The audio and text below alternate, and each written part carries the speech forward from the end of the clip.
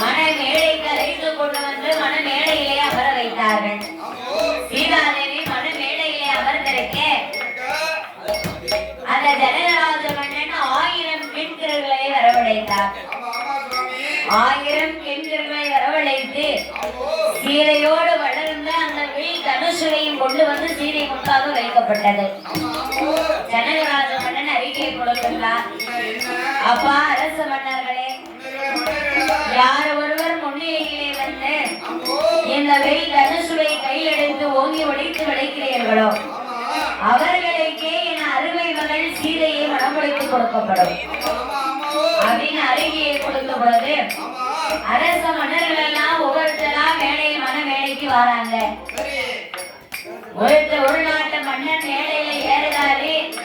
இங்க இருந்தே தனுஷ பார்த்துட்டு அப்படியே கீழே இறங்குறாரு. ஒருவர் தனுஷ் பக்கத்துல போறாரு, தொட்டு கும்பிட்டு அப்படியே பின்னாடியே காலை எடுத்து வைக்காரு. இன்னொரு நாட்டு மன்னர் கம்ப கையை வைக்காரு, அது மேல தூக்க முடியல.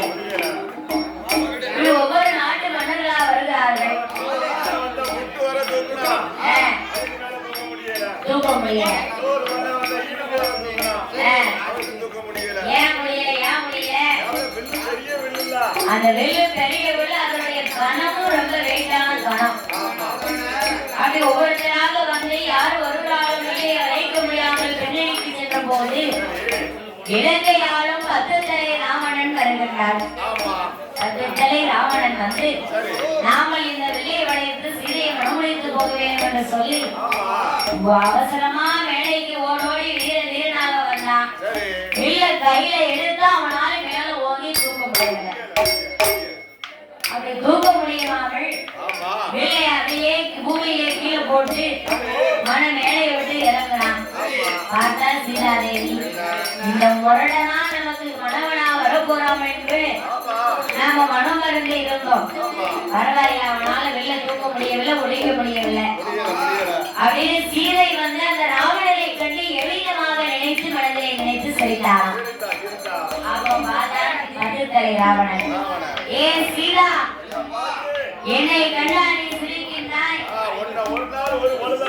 சிரித்த உடனே ஒரு நாளாவது நான் சிறையிலிக்காம விடவே மாட்டேன் அப்படின்னு மார்பு தட்டி சபதத்தை வைத்து வந்து அமர்ந்தார்.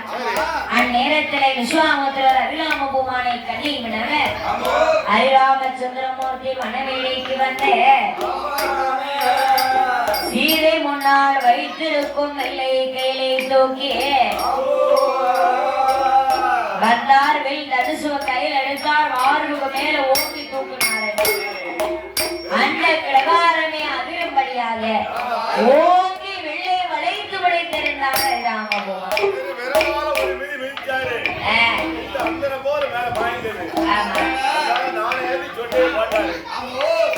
அவளை வெள்ளை விளைக்க பார்த்தார் ஜனகராஜ மன்னன்.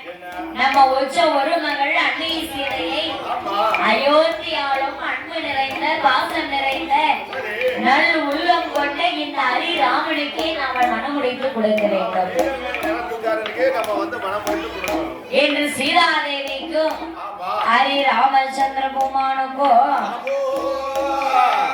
மிதிலாபுரி பட்டணத்திலே ஜனகராஜ மன்னுடைய கோட்டையில மந்திரி பிரதானி சேனா சைனியங்கள் ஒன்று கூடி நிற்க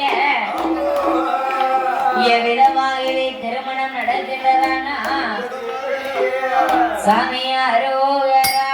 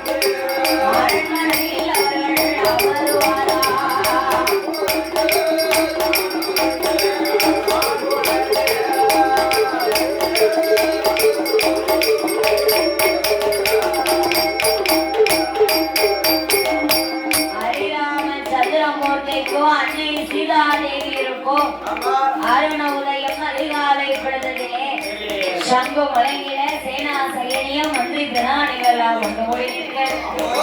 சீதாதேவிக்கு அரிராமனுக்கும் திருமணம் முடிந்து